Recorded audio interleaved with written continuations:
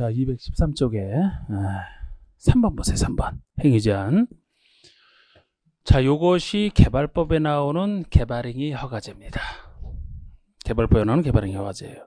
자, 우리 개발행위 허가제는 국개법에서 난개발 방지와 관련해서 개발행위 허가제를 배웠거든요. 사적 개발행위. 그러니까 여기서도 도시개발 사업은 공적 개발행위라 이 도시개발 구역에서는 도시개발 사업이 잘 진행이 돼야 되기 때문에 이곳에 있는 사람들이 함부로 사적 개발 행위를 해서는 안 되거든요. 그거를 통제하기는 규정이에요. 그래서 이 구역이 지정되면 이곳에 있는 사람들은 사적 개발 행위를 함부로 해서는 안 된다. 왜? 도시개발 사업에 지장을 주면 안 되기 때문에. 그래서 일정한 개발 행위를 하고자 할 때는 미리 허가를 받으라는 겁니다. 그래서 도시개발 사업에 지장을 준다라고 생각을 하면 허가를 안 내줄 것이고, 사업에 지장이 없다라고 판단하면 허가를 내줘도 상관없거든요. 그래서 통제하겠다는 거예요. 그래서 어디랑 헷갈리면 안 되냐 하면은 국개법에 나왔던 개발행위 허가제랑 여기 개발행위 허가제를 혼동하면 안 돼요. 같은 개발행위 허가를 하더라도 약간 취지가 다르기 때문에. 국개법에서는 난개발 방지가 목적이었고 여기서는 사업에 지장을 안 주는 게 목적이에요. 그리고 이런 유사한 규정은 정비법에서도 나옵니다. 정비법에서 정비사업을 잘해야 되기 때문에 정비사업이 아닌 개발행위가 함부로 해서는 안 되기 때문에 그래서 개발법과 정비법은 거의 비슷해요. 국개법이랑 다른 거예요. 개발법, 정비법에서는 사업의 지장을 안 주려고 차이점을 알아야 됩니다. 그래서 비슷하지만 이쪽이 좀 더 세요. 자, 그래서 213쪽에 3번의 양걸 1번이 허가대상 개발행위를 얘기하거든요. 지금 도시개발 사업이 아닌 것 중에서 얘기하는 겁니다. 도시개발 사업이 아닌 것 중에서, 사적 개발행위 중에서.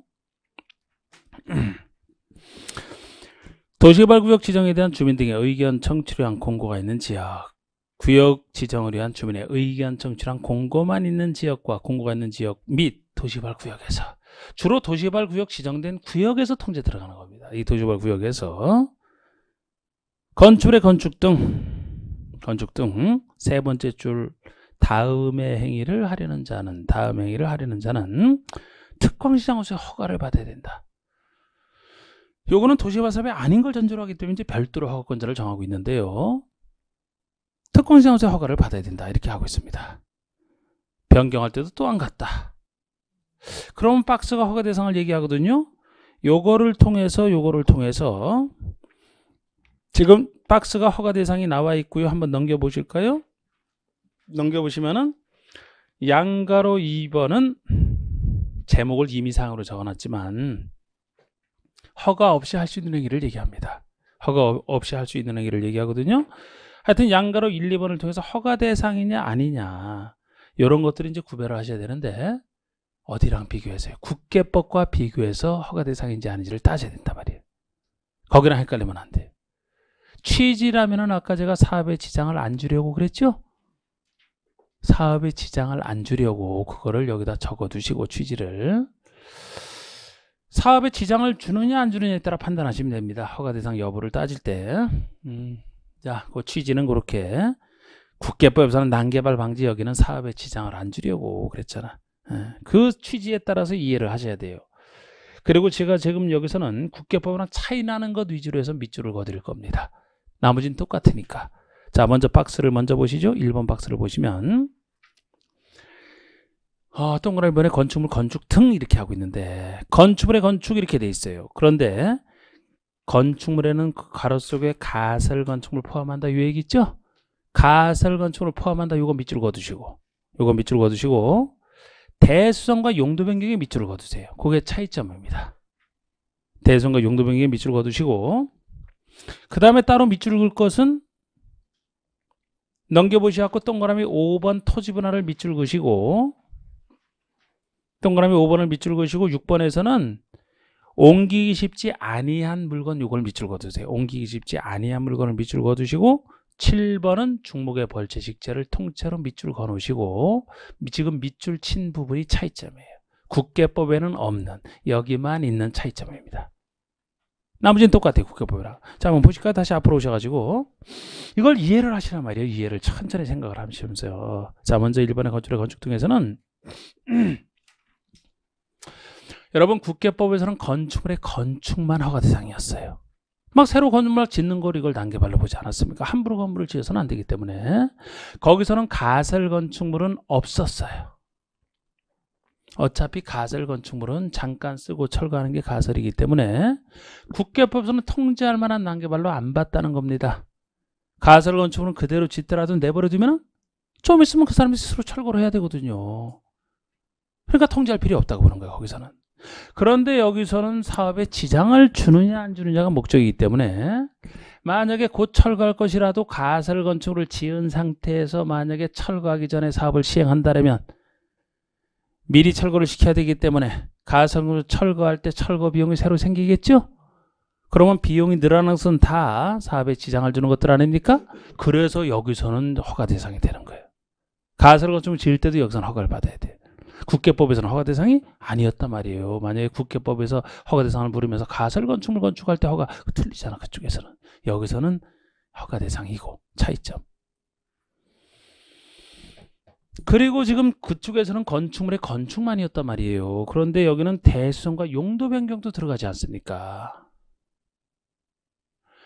건축물의 대수선이면은 기존 건축이 있는 상태에서 고치는 게 대수선이에요. 용도 변경도 기존 건축을 있는 상태에서 쓰임새만 바꾸는 게 용도 변경이에요. 그러니까 국계법에서는 난개발로 안 봤던 겁니다. 건물은 그대로 있거든요. 새로 건축하는 게 아니잖아. 국계법에서는. 근데 정비법에서는, 개발법에서는. 건물은 그대로 있을지라도 대손이 되면은 대손이 된 것만큼 나중에 철거할 때 보상 가치가 올라가겠네요. 용도 변경이 돼도 용도가 좋은 쪽으로 용도 변경이 되면은 보상 가액이 올라가겠죠. 그래서 여기서는 허가 대상이 되는 거라고. 저 취지에 따라 이렇게 달라지는 거예요. 이렇게. 이 말이 이해가 되세요? 이해를 하셔야 돼. 이해를. 네 이번에 공작물 설치 똑같아요. 이거는 토지의 형질 변경 똑같습니다. 똑같아요. 넘겨보세요. 토석 채취 똑같아요. 다만 형질 변경을 목적으로 하는 것은 제외. 형질 변경을 목적으로 하는 것은 그 형질 변경에서 허가를 받으면 되기 때문에 제외. 똑같은 얘기예요. 이거. 그런데 제가 5번을 토지 분할 요것도 밑줄 그라고 한 게 차이점이 우리 국계법에서는 모든 토지 분할이 아니고 일정한 분할 점유적 미만 너비 5m 이하 작게 분할하는 걸 난개발로 봤잖아요.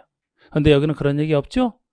그런 얘기 없다는 것은 토지 분할이면 면적 너비에 상관없이 모든 토지 분할 자체가 다 허가 대상이 된다는 거. 이게 훨씬 넓지 않습니까?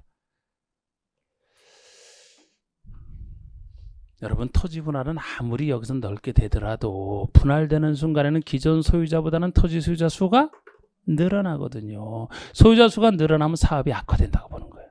시행자 입장에서는 토지 소유자가 늘어나면 그 소유자에 대해서 챙겨줄 게 있기 때문에 소유자가 너무 예상 못한 수준으로 갑자기 늘어난다면 사업을 포기하는 경우도 생깁니다.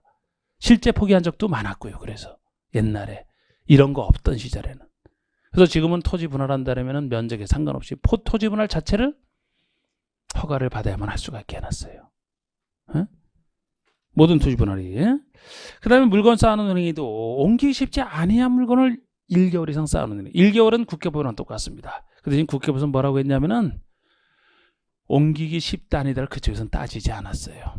무조건 건축의 울타리 밖에 물건을 1월 이상 쌓아놓는다. 그러면은 어떤 녹관자에서 허가 대상이었죠? 여기는 녹관자는 얘기할 필요가 없다니까요. 이미 도시개발구역이 전제되어 있기 때문에 1월 이상은 똑같아.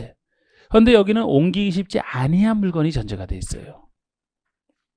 이걸 만약에 옮기기 쉬운 물건을 1개월 이상 쌓아놓을 때 허가받아라 하면 틀린 얘기지.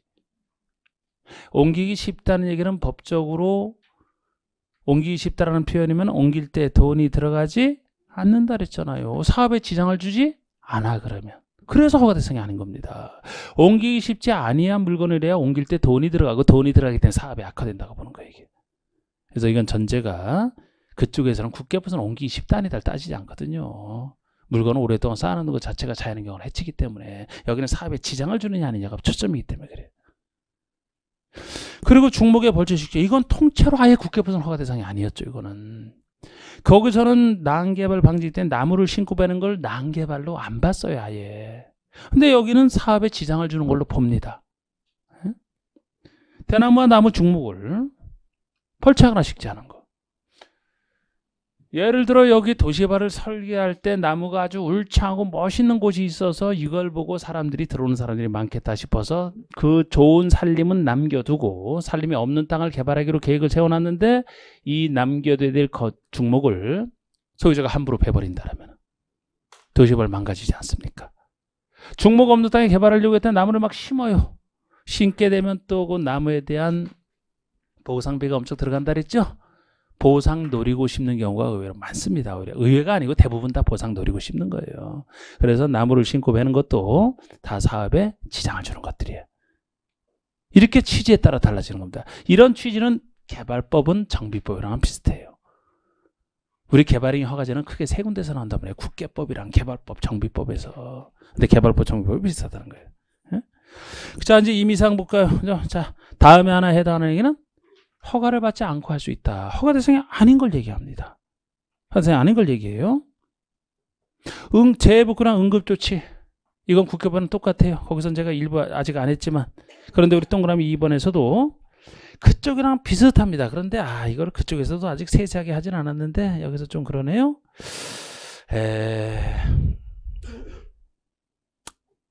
그쪽에서 일부를 기초로 아직 안 나갔기 때문에 나중에는 정확히 해야 되겠습니다만 일단 비슷한 것만 조금 몇 가지만 보여드릴게요. 니은번의 경작을 위한 토지 형질 변경. 우리 경작을 위한 것은 국계법에서도 허가 대상 아니었죠? 취지상 똑같아요. 여기도 경작을 위한 건데요.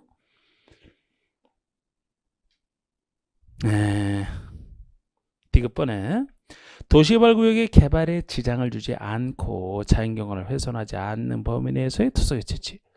아니 토속 채취를 허가받게 하는 취지가 뭡니까? 개발에 지장을 줄까 봐라고 했잖아. 그런데 여기서는 아무리 토속을 채취해도 어떤 범위 내에서 도시개발에 지장을 안 준대요. 그런데 왜 허가를 받게 하겠습니까? 허가 대상이 아니지. 보고 해석하시면 돼요. 리을번에 도시개발구역에 남교도로 결정된 대지에서 물건을 쌓아놓는다? 아까 물건을 아무리 옮기기 쉽지 아니한 물건이라 할지라도 어느 곳에 쌓아놨느냐? 남겨두기로 결정된 대지에 쌓아놨대요. 그럼 남겨두기로 결정된 대지이기 때문에 시행자가 사업을 할 때 이 땅은 손을 댑니까? 안 됩니까?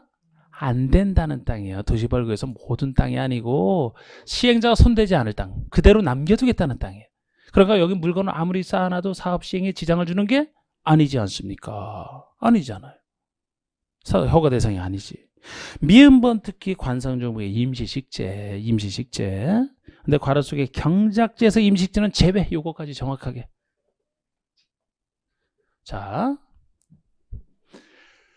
이것도 뭐 참이 아니고 쉬운 거예요. 쉬운 거. 저 취지만 생각하시면 쉬운 거 이게. 아까 중목의 벌채식자가 사업에 지장을 준다 그랬죠? 그러니까 보통의 중목의 벌채식자면 허가를 받아야 돼요. 허가를 받아야 됩니다. 그런데 이거는 왜 안 받느냐? 임시식재잖아. 임시. 관상용 중목에 들어가지만 임시식재이기 때문에 포상해 줄 필요가 없거든요. 여기는 잠깐 식재하는 것에 불과하기 때문에 포상해 줄 필요가 없어요. 그런데 여기도 다시 제외되는 것은 경작지에서 이 말이 나오게 되면 이건 여기서 제외된다는 얘기는 다시 허가를 받아라는 얘기가 되고, 이것도 직접 물은 적이 있다니까요, 시험에서. 근데 왜 그럼 아무리 임시식재는 임시니까 가벼운 것인데 왜 경작지에서 임시식재는 다시 허가를 받아야 되냐? 경작지이기 때문에. 경작지가 농사 짓는 땅이 경작지라고 했잖아요. 농지란 말이야, 농지. 경작지가. 그럼 나중에 농지부에서 농지 개념을 배워보시면은, 농지 개념을 나중에 배워보시면은 이런 관상용 중목을 식재하는 땅 자체가 농지 개념에 들어가요. 그냥 나무를 심는 것은 보통 산림에 들어가거든, 산림에. 근데 나무가 아니고, 보통 나무가 아니고 관상용, 중목, 조림용, 묘목 이런 거 있죠? 이런 것은 키울 때 손이 엄청 가거든. 그냥 나무 심어놓고 클 때까지 기다리는 게 아니거든. 막 손이 가기 때문에 마치 농사 짓는 것처럼 손이 들어간다? 농지로 봐요. 그러면 관상용 중목을 원래 식재하는 게 경작지에 들어가기 때문에 아무리 임식자라도 그 땅을 그 용도대로 쓰는 거예요. 그 용도대로 쓰는 것이니까 보상을 해줘야지. 그걸 못 쓰게 하면은. 그래서 이건 경작지이기 때문에 다시 허가 대상이 되는 겁니다. 그러니까 보통 여기서 임시식재라면 그 용도에 안 쓰는 경작지가 아닌 예를 들어 뭐 정원에다가 잠시 뭐 임시로 식재해놨다. 그럼 보상해 줄 필요가 없거든. 그 용도로 쓰는 게 아니기 때문에. 근데 경작지에서는 조림용 유목이나 관상용 유목을 심는 땅이 경작지이기 때문에 아무리 임시라도 그 기간에 비례해서 보상을 해줘야 되죠. 그래서 이건 다시 허가 대상이 되는 겁니다. 그래서 그냥 임시식재라면 허가 대상이 아니에요. 경작지에서 그러면 허가 대상이 돼. 그래서 그거 주의하시는 것이고 시험에 냈던 겁니다. 이것도. 그러니까 제가 자꾸 왜 그런지를 자꾸 이해하시라고 했어요. 이해하시라고. 이해하지 않고 그냥 한 단순히 한 달에 뭐 살짝 바꾸면 다 틀려요. 바꾸면 맞출 수가 없어요.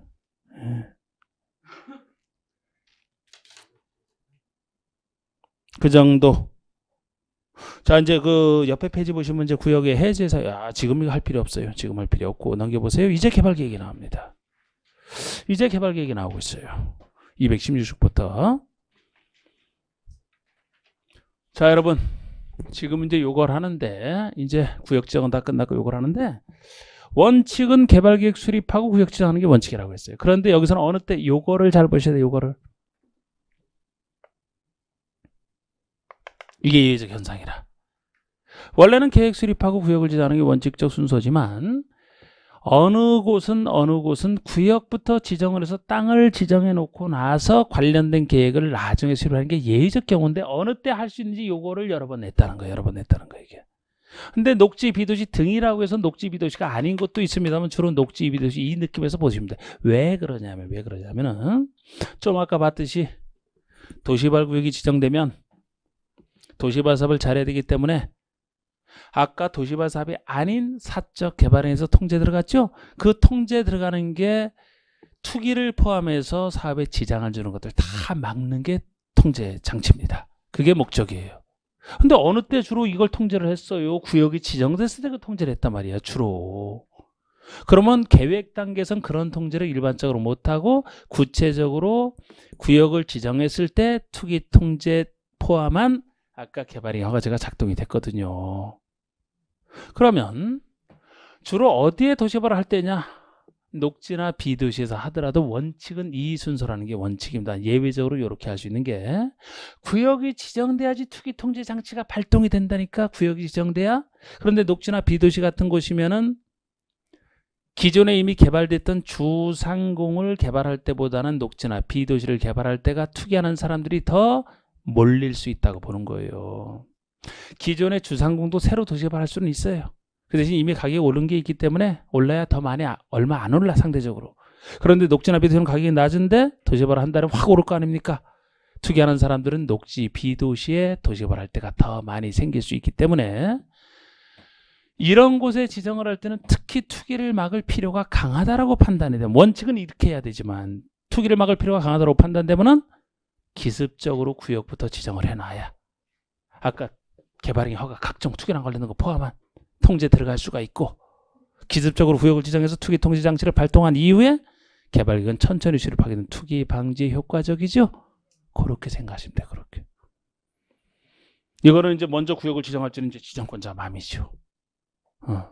어느 때 구역부터 지정할 수 있느냐? 어느 때 녹지나 비도시 지역 등이다 이렇게 보시면 돼요. 이런 느낌으로 녹지 비도시가 전체일 때도 있고 녹지 비도시가 대부분일 때도 있고 그래요. 즉 주상공이 작을 때 녹지 비도시가 대부분일 때 이런 느낌으로 봐주세요. 자 이제 수립 시기를 봅니다. 07번에 1번 수립 시기. 자, 양가 1번 원칙은 지정권자는 구역을 지정하려면 지정권자가 구역을 지정하려면 도시발 구역에 대한 개발 계획을 수립하라. 그러니까 지정권자가 구역 지정하기 전에 개발 계획을 먼저 수립하라 원칙적 순서가 되는데요. 제가 지금 주로 말씀드린 게 양가로 2번 예외를 얘기합니다. 예외를. 개발 계획을 공모하거나 다음 지역의 도시발 구역을 지정할 때는 그러니까 개발 계획 공모할 때도 하나고 박스도 하나고 일단 개발 계획 공모할 때는 공모가 공개 모집의 줄임말이에요. 그래서 개발 계획을 지정권자가 수립한다고 했지만 훌륭한 개발 계획을 만들기 위해서 일반 국민들 대상으로 공개 모집하는 게 공모입니다. 그럼 국민 입장에서는 지정권자가 아니기 때문에 어디에 지정할지를 모르죠. 그죠? 모르기 때문에 구체적으로 구역이 지정돼야 거기에 대한 계획을 잘 세울 거 아닙니까? 어딘지도 모르고 어떻게 계획을 세워요? 그래서 개발계획 공모할 때도 구역부터 지정할 수는 있다는 겁니다. 그리고 요거 하나랑 박스가 주로 녹지 비도시 이런 느낌으로 봤던 거예요. 이런 곳에 구역을 지정할 때는 도시개발 구역을 지정한 후에 구역을 먼저 지정한 이후에 개발계획을 수립할 수 있다. 박스에 1, 2, 3, 5 1, 2, 3, 5가 녹지 비도시라는 얘기고 4번은 등 속에 이제 하나 더 있는 걸 얘기합니다. 자, 일단 1, 2, 3, 5가 1번이 자연 녹지를 얘기해요. 2번이 생산 녹지를 얘기합니다. 녹지 지역이에요. 근데 녹지 지역에서 원래 녹지 지역 나눌 때가 여러분 보생자가 녹지 지역의 종류죠? 보생자 뭐만 빠졌어요? 녹지 지역 중에서 보정지역만 빠졌죠? 그리고 비도시는 3번에 도시적 외지역 다 들어갔잖아. 그러니까 우리가 보존할 땅인 녹지나 비도시 지역 중에서 유일하게 보존 녹지만 아예 빠져 있어요. 나중에 할 얘기인데 도시개발은 필요하면은 녹지 비도시에도 일정 요건을 갖춘 걸 전제로 합니다. 나중에 제가 말씀드려요. 추가할 때. 녹지 비도시에도 지정할 수는 있어요. 예외적으로 지정할 수는 있는데 유일하게 도시개발구역을 아예 지정 못하는 땅이 보전 녹지이기 때문에 아예 대상에서 빠져 있는 거예요. 보전 녹지는 도시지역 중에서 가장 보존할 필요성이 큰 땅이기 때문에 어떤 경우에도 도시개발하지 말아라. 도시문에서 끝까지 남겨놔라. 개발하지 말고. 그래서 보존 녹지는 아예 지정할 수가 없는 땅이라서 빠져 있습니다. 그 2번에 생산 녹지도 너무 세밀하게 볼 건 없지만 옛날엔 초기에는 생산 녹지도 안 됐어요. 보존 녹지가 생산 녹지까지 안 되다가 생산 녹지가 대부분이 아니고 전체의 30%가 조금 들어갈 때만 지정할 수 있게 돼 있기 때문에 그 요건에서 되는 걸로 돼 있는데 너무 신경 쓰지 말고 그래서 빠져있지 보통 녹지와 비도시가 구역부터 지정할 수 있다고 보시면 되고 요거를 이 부분에서는 어디를 제일 많이 바꿔서 냈냐 하면은 5번을 갖고 제일 많이 바꿔서 냈어요. 다음 중 구역을 지정한 이후에 개발계획을 수립할 수 있는 그런 곳이 아닌 곳을 하면서 틀리게 낼 때 5번을 주로 바꿔냈단 말이에요. 아까 뭐 생산녹지, 세부적 규정이나 뭐 보존녹지 이런 걸 물은 것보다도 5번이 해당 도시개발구역에 포함되는 주상공 개발용도인 주상공 면적 합계가 전체 도시개발구역 면적을 30% 이하인 곳을 얘기합니다. 30% 이하, 30% 이하, 30% 이하. 그러면 주상공이 하나가 됐든 세 개가 됐든 주상공 면적 합친 것이 전체의 30% 이하라는 얘기는 30% 이하라는 얘기는 대부분을 얘기하는 70% 이상이 녹지와 비도시라는 얘기죠. 아까 1, 2, 3번은 녹지 비도시가 전체일 때고 지금 5번 얘기는 녹지 비도시가 70% 이상일 때를 얘기하잖아요. 주상공이 30% 이하라는 얘기는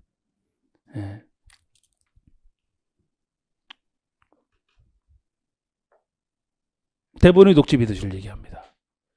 그래서 이걸 가지고 예를 들어 공업지역이 도시개발구역의 50%인 곳이다 그러면 공업지역이 도시개발구역의 50%라면 30% 이하가 아니고 30%를 넘는 경우죠. 넘는 경우니까 이때는 구역부터 지정하고 싶어도 지정할 수 없는 땅이 돼버린다고. 그런 식으로 해서 문제를 이제 풀어야 되는. 그리고 여기서 30%라는 숫자는 그래서 이걸 알아야 되지 맞히는 문제가 몇 번 나왔던 건데 우리 공법에서 공부할 때 약간씩 다릅니다만 여러분 그래서 약간씩 똑같이 해놓으면 얼마나 우리가 공부하기 좋아요. 그런데 똑같지가 않고 그렇기 때문에 숫자를 할 때 좀 느낌 잡는 게 좋은데 조금 작다는 것의 한도 그 한도를 넘어서면 조금 커지는 거예요. 조금 적다는 것의 한도로 쓰이는 게 주로 30%가 조금 적다는 것의 한도로 쓰이는 경우가 있고 3분의 1이 쓰이는 경우가 있어요. 30%나 3분의 1. 30%와 3분의 1이면 여러분 비슷하지만 약간 차이가 나죠? 3분의 1은 퍼센트로 따지면 33.3333% 아닙니까? 통일해서 쓰면 좋은데 글쎄 어느 법에서는 조금 작다는 것을 한도로서 30% 여기처럼 어떤 데서는 3분의 1 막 이렇게 따진단 말이에요. 근데 지금까지 했던 30%를 3분의 1로 바꿔서 낸 적은 없으니까 우리가 이제 취지 이상 어느 것에 그것이 어느 것에 작아야 된다. 조금 작아야 된다. 작당수 한도로 쓰이는 것은 30%가 됐든 3분의 1이 됐든 둘 중에 하나를 주로 쓴다. 이 느낌으로. 그러면 주상호이 작다는 거예요. 주상호이 작다. 주상호이 30%를 넘어서는 안 된다. 30% 이하 이런 식으로 기억하시란 말이에요. 그러면 70% 이상 대부분이 녹지 비듯이라는 뜻이 되잖아요. 그리고 동그라미 4번은 국장이 좀 나서서 국가균형발전위라는 국가균형발전위에서 관계 중앙행정기관장과 협의하여 구역으로 지정하는 지역을 얘기합니다. 괄호 속에 자연환경 보전지역만큼은 4번 사유에서만 안 된다는 거예요. 또 여기서 자연환경 보전지역 제외한다는 것도 또 흔히 3번의 도지역 외에서 빠지는 아니고 4번 사유에서만 빠진다는 겁니다. 이거는 이게 아유 이런 것도 한 번 쓰고 지금 여기서 안 쓸 것 같으면 그냥 없애버리면 되는데 자꾸 그대로 내버려둬서 그래. 요게 옛날에 노무현 정부 때 혁신도시 만들 때 근거가 됐던 거예요. 이게 혁신도시 만들 때 지방의 혁신도시 우리 국가기관을 지방으로 이전시켜서 서울의 그 수도권의 인구를 줄이려고 혁신도시 만든 거 있잖아요. 그래서 이거는 이게 국가균형발전 이런 얘기 나오면 그때 노무현 정부에 제일 강조했던 게 국가균형발전 아닙니까? 수도권에만 너무 발전이 치우쳐 있다. 지방은 뭐냐. 국가가 골고루 균형발전해야 된다는 거 여러분들처럼 이제 수도권에 계시는 분들이 되게 싫어했던 얘기지. 수도권에 대한 혜택을 없애고 이제 지방으로 자꾸 보내겠다고 하니까. 응? 참 수도권 메리트가 뭔지 그래도 서울은 참 혁신도시 막 생기고 그래도 여기만 올라가죠. 응? 서울이 뭐가 그렇게 좋아서 그러죠? 여러분들 살면서 굉장히 만족하시나요? 서울에? 만족해요? 좋아 그냥? 어떤 점에서? 벌레가 있어서 싫다고 벌레가 우주인 입장에서는 우리가 사람이 아주 오글오글하는 벌레로 보일 텐데 다?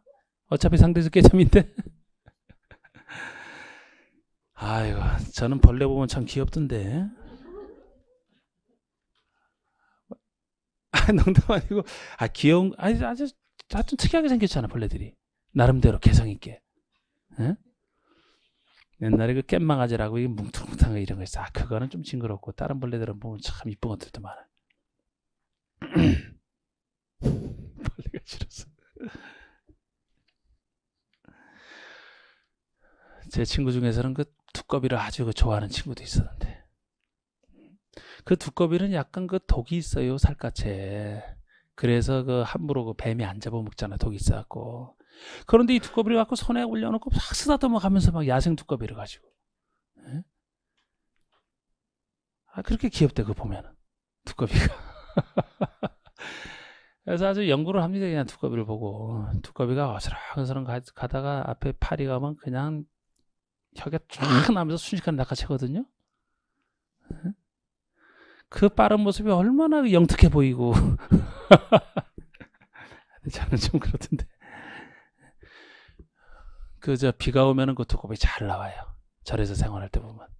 비가 쭉 오면은 이제 여기저기서 두꺼비가 쫙 나옵니다. 그 새벽에 비가 와서 만약에 아침 먹으러 갈 때 어두워서 아침 먹으러 갈 때는 잘못하면은 막 두꺼비 밟아. 하도 많이 나와서. 빡소리 나면 진짜 끔찍해 그걸. 밟아고. 조심조심 가야 돼 막. 절에서. 자, 갑자기 왜 이 얘기가 두꺼비 얘기가 나왔나?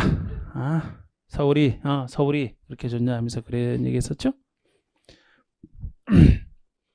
그래서 지금 지방 혁신도시도 성공이 안 되는 거예요. 그래서 거기 이제 그 중앙기관에 있는 사람들 그쪽으로 이사하면 가족들이 다 내려올 거라고 생각을 했는데 가족들은 그대로 두고 그냥 본인만 내려가잖아, 그죠? 이참에 떨어져 있자면서 그냥 혼자만 가 있잖아. 이참에 맨날 싸우느니 하면서. 에? 뭐 말은 자식 교육을 핑계댔지 어느 정도 위치에 있을지 몰라도 특히 원주 같은 혁신도시가 제일 그 예상보다 사람이 적게 들어왔대요. 원주는 서울에서 훨씬 가깝잖아요. 여기서 1시간 반이면 가니까. 그래서 거기는 더 뭐 미분양이 지금 뭐 한참 수천 세대가 막 생겨 있다 그랬던데. 하여튼 국가 균형 발전이 그때 나왔던 얘기가 국가 균형 발전을 위해서라면 국가 차원에서 하는 거 아닙니까 이거? 그래서 국장이 직접 나서서 관계 행정위원장과 협의해서 구역으로 지정하려는 곳이라면은 국가 균형 발전을 위해서 밀어주는 것만큼 여러 가지 혜택을 주겠다. 필요하면 구역부터 먼저 지정을 하든지 나중에 뭐 동의요건에서 혜택 받는 것도 있어요. 밀어주는 거예요. 밀어주는 거. 그래서 요거는 이런 권리를 줬다 생각하시면 됩니다. 근데 이 사유로 지정할 때 자연환경 보전 지역만큼은 요 사유로 지정 못하게 해버렸거든요. 그 얘기야 그냥. 그 얘기. 자 그리고 2번 한번 봅시다. 환지 방식에 의한 개발계획 수립 시 동의가 나오는데 여기 보세요.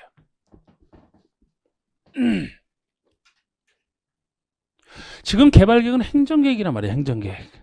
시행자 전에 나오는 것이라 시행자가 만드는 게 아니고 행정청 지정권자가 만들어주는 행정계획인데 보통 행정계획 수립할 때 주민의 의견을 들으라는 건 있지만 주민의 동의를 얼마 받아라 하는 것은 보통 행정계획에서는 없어요. 행정청이 알아서 세우는 것이 의견을 들어서 수립할 뿐이지 또 의견을 듣는다고 해서 거기 구속되지도 않아요. 타당할 때만 반영하면 됩니다. 주민의 동의를 필요로 하는 건 아니에요. 그런데 특이하게도 개발계획에서는 행정계획이지만 이 일반 동의를 받아야 되는 경우 특이한 경우가 있습니다. 보통이 아니고 특이한 경우가 있어요. 어느 때냐? 환지 방식으로 할 때, 환지 방식으로 할 때. 이 개발계획 내용 중에서 글쎄 어느 방식을 택할지도 여기서 계획을 세우는데 환지 방식으로 하고자 만약에 개발계획 수립한다면 다른 방식으로 하고자 할 때는 동의 필요 없어요. 왜 환지 방식으로 개발계획 수립할 때만 동의를 필요로 하냐 하면은 환지 방식이 스스로 사업에 참여하는 이 환지 방식의 성격 때문에 그렇습니다. 만약에 지정권자가 환지 방식으로 하라라고 세워주는데 전혀 동의를 받지 않았다. 그런데 그쪽에서 할 사람들은 대부분 이 사업을 반대하고 있어요. 그런데도 지정권자가 환지 방식으로 하라라고 정해줬다라고 해서 사업을 제대로 할 수 있겠느냐 하는 겁니다. 못하지. 대부분이 반대하는데. 환지는 글쎄 누가 시행자가 된다고요? 시행자가 지정인 사람이 되는 게 아니고 스스로 시행자가 되는 게 원칙이라니까요. 토지 소유자나 이들이 설립한 조합이 스스로 시행하는 게 원칙이 돼요. 본인이 사업에 참여할 사람들이.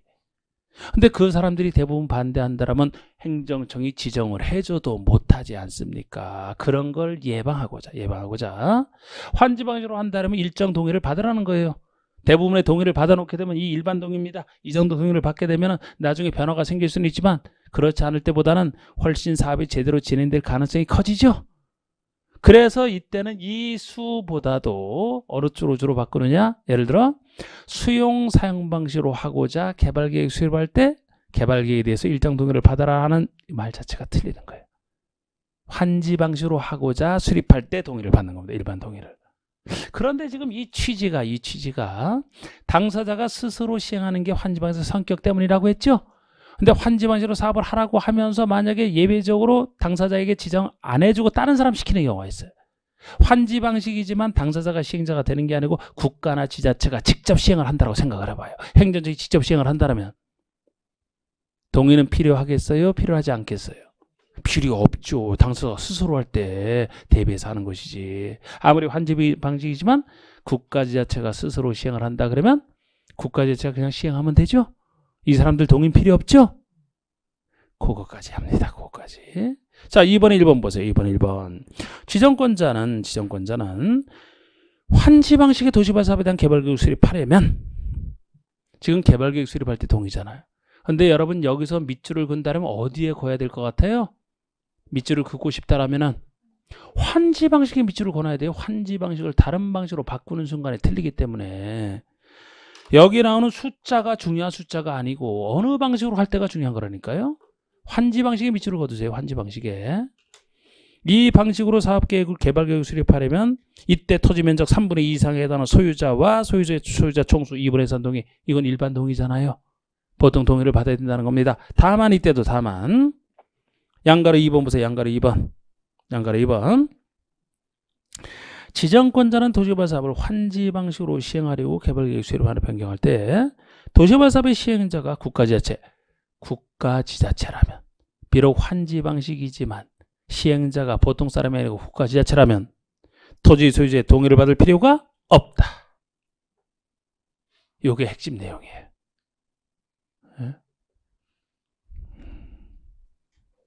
그래서 여기라면 국가지자체를 밑줄 그어두시고 국가지자체가 한다면 필요 없다. 이거를 정확히 보시란 말이에요. 다른 건 안 해도 돼. 예를 들어서 요거 가지고 문제 낼 때는 주로 요걸 갖고 바꿔서 내는 겁니다. 그러니까 하여튼 책에서 칼라로 해놓은 거 이게 상관없이 잘 체크하시고 보세요. 핵심을. 방식이 다르고 방식에 따라 달라진다는 거, 방식이 어느 방식이냐가 중요한 거죠. 출제는 그 다음 얘기고. 됐습니다. 됐고.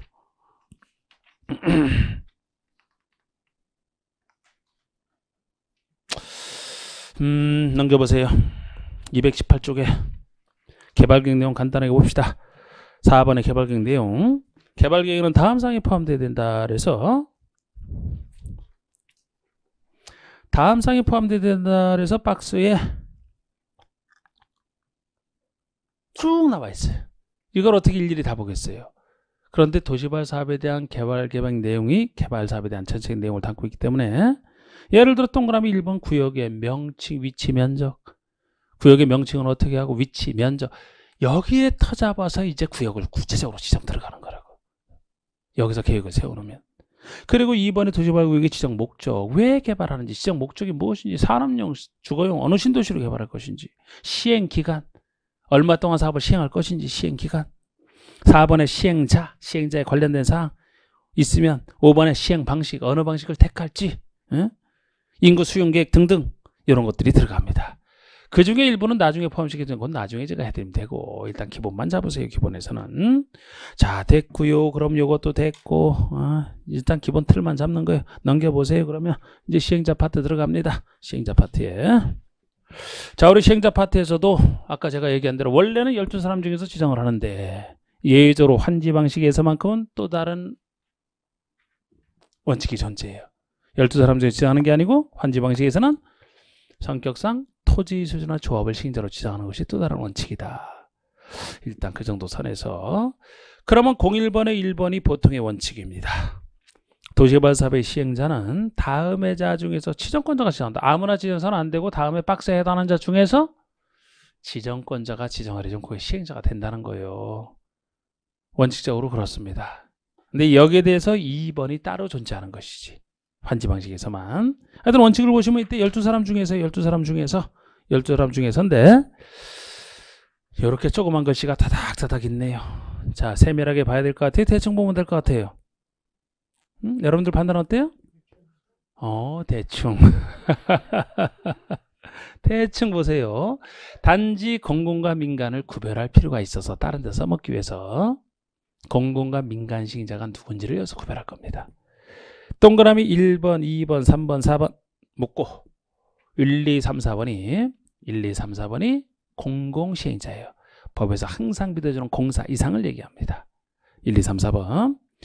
5번부터 11번까지가 5번부터 11번까지가 민간시행자예요.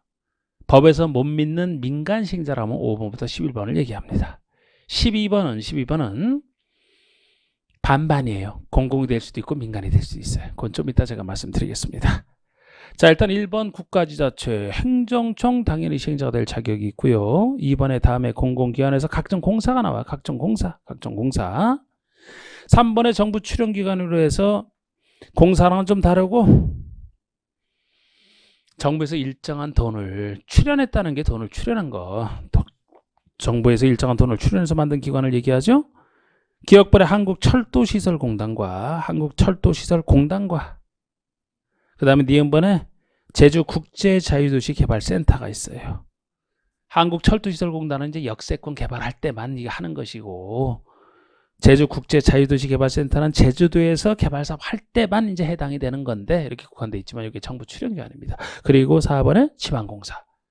지방마다 있는 지방공사. 서울에서는 서울주택공사인가요? 네. SH공사 있죠? 지방공사. 이 행정청에서부터 지방공사까지를 법에서 믿어주는 공공시행자라고 보시면 되고, 항상 법에서 믿어준다. 자, 민간인 중에서 5번 토지 소유자가 있습니다. 토지 소유자. 그러니까 구역 내 토지 소유자가 시행자로 지정받을 수도 있어요. 보통 세 가지 방식에서 보통. 근데 6번 보시면 도시개발구역의 토지 소유자가 도시개발에서 설립한 조합.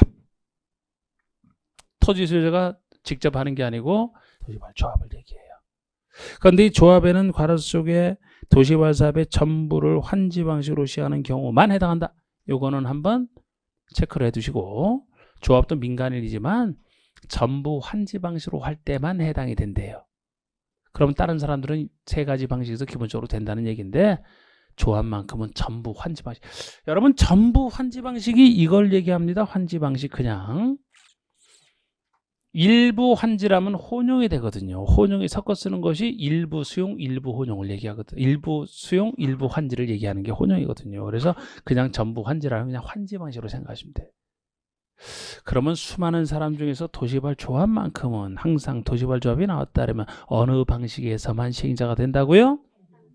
환지 방식에서만. 다른 방식에서 시행자가 아예 안 돼. 다른 방식에서 시행자가 되는 것 자체가 틀려요. 요것부터는 요건 좀 따로 기억하세요. 나중에 쓸 때 대비해서도. 그러니까 조합이 그곳에 있는 토지 소유자가 만든 걸 조합이라고 하기 때문에, 예를 들어 수용이 일부 수용이 들어가는 혼용에서는 거기 있는 토지자는 보상금 받고 그냥 나올 사람이에요. 아무 관련 없는 사람이란 말이에요. 이런 토지 소유자가 뭐 수용해서 시행자가 될 수는 있겠지만, 이런 나갈 사람들이 만든 단체인 조합이라면 다른 방식에서는 의미가 없다고 보는 겁니다. 환지에서만 이들이 사업에 참여하기 때문에 단체를 만들어서 시행을 하라. 전부 환지 방식에서만 시행자가 되는 게 조합이에요.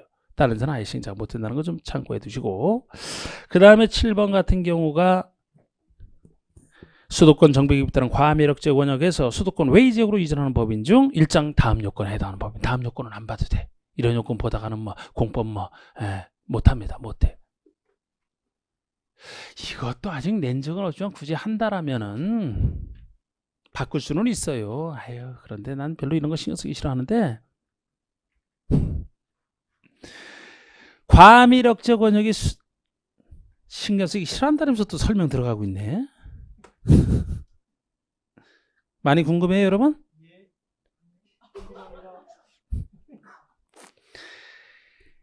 뭘 많이 궁금해요. 그냥 나중에 할 때 그냥 조금 그냥 살짝 말씀드릴게. 그냥 어떤 것이다 하고.